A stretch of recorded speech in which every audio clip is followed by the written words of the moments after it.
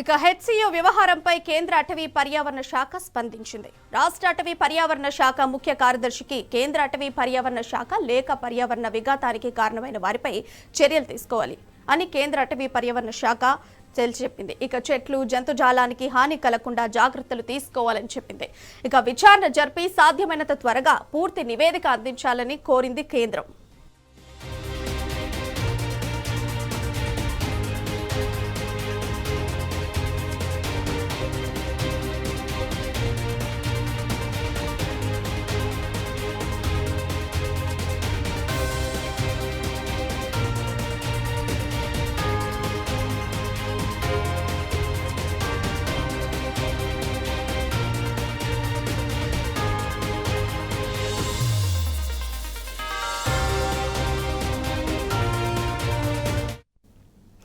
HCU వ్యవహారంపై కేంద్ర అటవీ పర్యావరణ శాఖ స్పందించింది. రాష్ట్ర అటవీ పర్యావరణ శాఖ ముఖ్య కార్యదర్శికి కేంద్ర అటవీ పర్యావరణ శాఖ లేఖ రాసింది.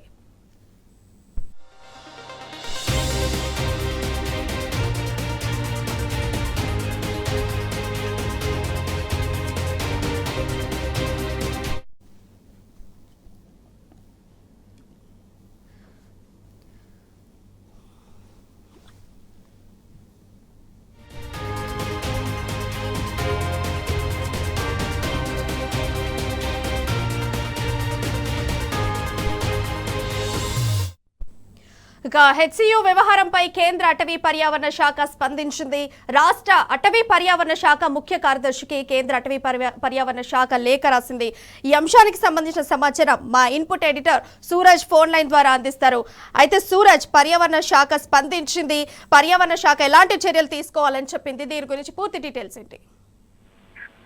ప్రియా, తమకు అందుతున్న వివిధ రకాల ఫిర్యాదులు ఆధారం చేసుకొని ఈ లేఖ రాస్తున్నాం అని చెప్పేసి కేంద్ర అటవీ పర్యావరణ శాఖ రాష్ట్ర అటవీ పర్యావరణ శాఖకు తెలియజేస్తూ ఒక లేఖను రాయడం జరిగింది. హైదరాబాద్ సెంట్రల్ యూనివర్సిటీలో అసలు ఏం జరుగుతుంది, నిర్ధారణ చేసి ఒక నివేదికను అందించాల్సిందిగా కూడా సూచించిన పరిస్థితి కనిపిస్తుంది. అక్కడ ఎలాంటి నిబంధనలు వైలేట్ జరగకుండా చర్యలు తీసుకోవాలని చెప్పేసి కూడా సూచించడం జరిగింది. గతంలో కోర్టు తీర్పులు, ట్రిబ్యునల్స్ సంబంధించిన తీర్పులు ఏమైనా ఉంటే వాటి ఉల్లంఘన జరగకుండా కూడా చర్యలు తీసుకోవాలని చెప్పేసి లేఖ ద్వారా రాష్ట్ర ప్రభుత్వాన్ని కేంద్రం కోరిన పరిస్థితి కనిపించింది. సెంట్రల్ యూనివర్సిటీలో పర్యావరణ విఘాతానికి బాధ్యులపైన చర్యలు తీసుకోవాలని అటవీ శాఖ ఈ సందర్భంగా కూడా సూచించిన పరిస్థితి కనిపించింది. అంటే అక్కడ టీజీఐఐసి అభివృద్ధి కార్యక్రమాలు చేపడుతున్న విషయం తెలిస్తే 400 ఎకరాల స్థలాన్ని ప్రభుత్వం విక్రయించే క్రమంలో చర్యలు తీసుకుంటున్న విషయం కూడా తెలిసింది. దీనిపైన కేంద్రం కొంత సీరియస్ గా స్పందించిందని చెప్పాల్సి ఉంటుంది. కేంద్ర పర్యావరణ అటవీ శాఖ నుంచి రాష్ట్రానికి లేఖ అందింది. యూనివర్సిటీలో పర్యావరణానికి విఘాతం కలగకుండా వెంటనే చర్యలు తీసుకోవాలని చెప్పేసి కూడా సలహా ఇచ్చిన పరిస్థితి కనిపిస్తుంది. అక్కడ చెట్లు జంతుజాలానికి ఎలాంటి హాని కలగకుండా అష్యూర్ గా వ్యవహరించాలని చెప్పేసి కూడా లేఖ ద్వారా. అయితే సూరజ్, ఈ చెట్లు జంతుజాలానికి ఎలాంటి హాని కూడా జరగకుండా చూసుకోవాలి, జాగ్రత్త అని చెప్పింది. మరి ఆల్రెడీ ఒక జింక మృతి చెందింది, మరి దాని పరిస్థితి ఏంటి? దానిపైన ఖచ్చితంగా చట్టపరంగా చర్యలు తీసుకోవాలని చెప్పేసి లేఖ ద్వారా కోరడం ఇక్కడ మనం పరిశీలించాల్సి ఉంటుంది. అక్కడ ఎలాంటి వన్యప్రాణులకు కానీ హాని జరిగితే లేదా చెట్ల కూల్చివేత చట్టవిరుద్ధంగా జరిగితే కనుక ఖచ్చితంగా బాధ్యులపైన చర్యలు తీసుకోవాలని చెప్పేసి లేఖ ద్వారా కోరడం జరిగింది. దీనికి సంబంధించిన పూర్తి విచారణ చేపట్టాలని చెప్పేసి కూడా కేంద్ర పర్యావరణ అటవీ శాఖ, రాష్ట్ర పర్యావరణ అటవీ శాఖ ముఖ్య కార్యదర్శిని కోరిన పరిస్థితి కనిపిస్తుంది. ఇప్పటికే సెంట్రల్ యూనివర్సిటీ అట్టుడికి పోతున్న పరిస్థితి కనిపిస్తుంది. 400 ఎకరాల స్థలాన్ని విక్రయించొద్దు, ప్రభుత్వం ఎట్టి పరిస్థితుల్లో అది యూనివర్సిటీకి చెందిన భూమి అని చెప్పేసి కూడా విద్యార్థులంతా ఆందోళన చేపడుతున్న విషయం తెలిసిందే. పూర్తి స్థాయిలో ఉద్రిక్త వాతావరణం నెలకొని ఉన్న నేపథ్యంలో అక్కడ పెద్ద ఎత్తున భారీగా కూడా పోలీసులు మోహరించిన పరిస్థితులు మనం చూస్తూనే ఉన్నాం. వీటన్నిటికి సంబంధించి పూర్తిగా నిజాలను దర్యాప్తు చేయాలి, నిజాలను విచారించి పూర్తి స్థాయి నివేదిక అందించాలని చెప్పేసి కూడా కేంద్ర ప్రభుత్వం రాష్ట్ర ప్రభుత్వాన్ని కోరిన పరిస్థితి కనిపిస్తోంది. అండ్ అట్లాగే సూరజ్, ఇప్పుడు చెట్లు జంతువులు వీటికి మాత్రం హాని కలగకూడదు అని చెప్పారు. ఇప్పుడు ఆల్రెడీ బుల్డోజర్ తోని ఎన్నో చెట్లను కూడా చంపేసినటువంటి అంశం మనం చూస్తున్నాము. మరి దానికి సంబంధించి చర్యలు ఎలా తీసుకోబోతున్నారు? ఖచ్చితంగా ఇది పర్యావరణవేత్తలు ఇప్పటికే తీవ్ర అభ్యంతరం వ్యక్తం చేస్తున్నారు. మరి కాసేపట్లోనే ప్రొఫెసర్ హరగోపాల్ కూడా దీనిపైన స్పందించబోతున్నారు. ఖచ్చితంగా పర్యావరణానికి విఘాతం కలిగించే విధంగానే ప్రభుత్వం చర్యలు ఉంటుంది. వందల కొద్దీ అక్కడ బుల్డోజర్లను పంపించి చెట్లను కూల్చివేస్తున్న ప్రక్రియ పైన పూర్తిగా పర్యావరణవేత్తలు అభ్యంతరం వ్యక్తం చేస్తున్నారు.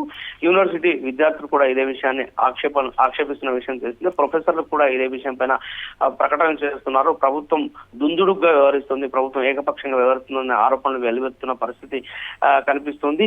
ఇందుకు సంబంధించి బాధ్యులైన వారిపైన ఖచ్చితంగా చర్యలు తీసుకోవాలని చెప్పేసి కూడా ఇప్పటికే కేంద్ర ప్రభుత్వం ఈ రాష్ట్ర ప్రభుత్వానికి రాసిన లేఖ ద్వారా పేర్కొన్న పరిస్థితి కనిపిస్తుంది. ప్రొఫెసర్ హరగోపాల్ సైతం ఈ అంశానికి సంబంధించి కాస్త సీరియస్ గానే స్పందిస్తున్నారు. నిన్న ప్రొఫెసర్ హరగోపాల్ తో పాటు ఇతర సామాజికవేత్తలతో జరిగిన ప్రభుత్వ సమావేశంలో వాళ్ళు కూడా తీవ్రంగా స్పందించారు. ప్రభుత్వానికి చాలా స్పష్టమైన సంకేతాలను ఇచ్చారు. ఎట్టి పరిస్థితుల్లో కూడా హైదరాబాద్ సెంట్రల్ యూనివర్సిటీకి సంబంధించిన భూముల విషయంలో ప్రభుత్వం తగ్గకపోతే ఖచ్చితంగా తీవ్ర పరిణామాలు ఉంటాయని హెచ్చరించిన పరిస్థితులు కూడా ఉన్నాయని చెప్పేసి వాళ్ళు వెల్లడిస్తున్న పరిస్థితి కనిపిస్తుంది. ఏ పరిస్థితిలో కూడా అంటే ఇది నిజం చెప్పాలంటే హైదరాబాద్ కు పర్యావరణానికి గుండెకాయ లాంటిది. ఇక్కడ పెద్ద ఎత్తున చెట్లు అడవులు కూల్చివేత కనుక నరికివేత కనుక జరిగితే ఖచ్చితంగా అది పర్యావరణానికి విఘాతం కలిగే విధంగా ఉంటుంది. ఇక్కడ జంతుజాలం కూడా వన్యప్రాణులు కూడా ఉన్న నేపథ్యంలో వాటి మనుగడ కూడా ప్రశ్నార్థకంలో పడే అవకాశాలు ఉంటాయి. వీటన్నిటిని కూడా నిన్న ప్రభుత్వంతో జరిగిన చర్చల్లో ప్రొఫెసర్ హరగోపాల్ లాంటి వాళ్ళు చాలా స్పష్టంగానే ప్రభుత్వం దృష్టికి తీసుకెళ్లారు. ఎట్టి పరిస్థితుల్లో కూడా సెంట్రల్ యూనివర్సిటీ భూములకు సంబంధించి ప్రైవేట్ పరం చేస్తే ఒప్పుకునే ప్రసక్తి లేదని చెప్పేసి కరకరగా తేల్చి చెప్పినట్టుగా కూడా మనకంతున్న సమాచారం పెట్టేస్తుంది. ఇదే అంశానికి సంబంధించి కేంద్ర ప్రభుత్వానికి కూడా పెద్ద ఎత్తున రిప్రజెంటేషన్స్ వెళ్తున్నాయి. అటు కేంద్రంలో పనిచేస్తున్న మంత్రులు సూరజ్ ఇప్పుడు చూసుకుంటే పర్యావరణ శాఖ నుండి ఒక లేఖ అయితే అందింది. అండ్ ఇప్పుడు చూసుకుంటే ఆ లేఖలో చెట్లకు జంతువులకు ఎట్లాంటి హాని కలగకూడదు, జాగ్రత్తగా తీసుకోవాలంటూ అని ఒక లేఖ అయితే అందింది. అండ్ ఇప్పుడు చూసుకుంటే వ్యవహారము పూర్తిగా అక్కడ ఉండేటువంటి ప్రాణులకు హాని ఉంది. ఖచ్చితంగా చెట్లని చాలా వరకు కూడా తీసేసిన ప్రయత్నం వీళ్ళు చేశారు, స్టిల్ చేస్తున్నారు. అంటే ఇది ఖచ్చితంగా ఇది విరమించే పొజిషన్ లోకి వెళ్ళిపోతుంది ఈ వ్యవహారం, ఈ చర్చ అని అనుకోవచ్చా మనము?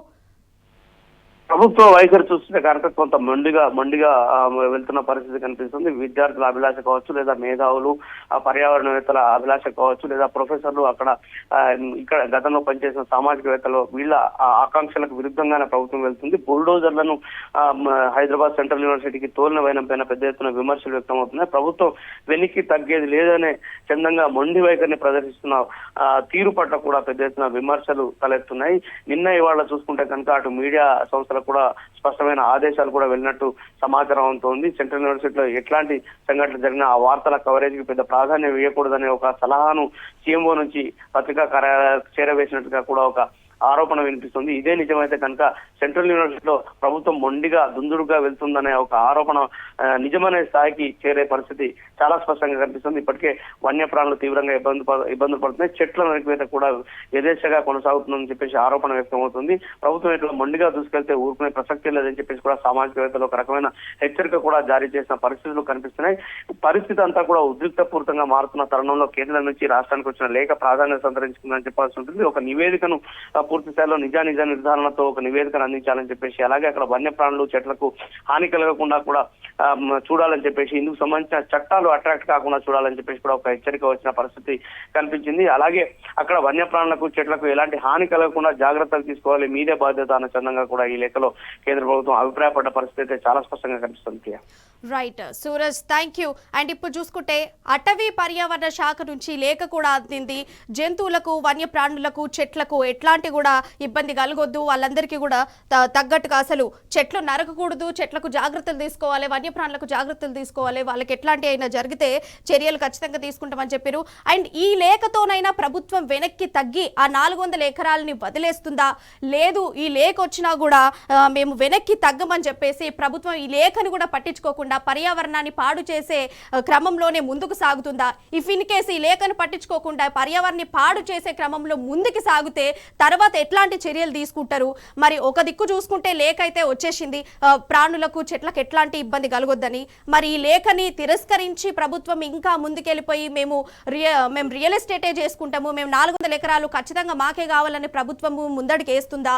లేకుంటే విద్యార్థులను ఇట్లనే లాఠీల ఛార్జీలతోని పోలీసుల అరెస్టులతో ఇట్లాగే ముందుకెళ్లే ప్రయత్నం చేస్తుందా? స్టూడెంట్స్ ని ఇబ్బంది పెట్టుకుంటూనే ఉంటుందా? లేకుంటే గవర్నమెంట్ ప్రాపర్టీని మొత్తం గుంజుకునే ప్రయత్నం చేస్తుందా? ప్రభుత్వం ఉన్నంత వరకు మేము అన్ని ప్రాపర్టీలను ఇట్లాగే తీసుకుంటామనే కోణంలో ప్రభుత్వం ఉందా అని కూడా మనం ఆలోచించాల్సిన అవసరం ఉంది. అండ్ మొత్తానికైతే చూసుకుంటే పర్యావరణ శాఖ నుంచి ఒక లేఖ అయితే విడుదల చేసింది.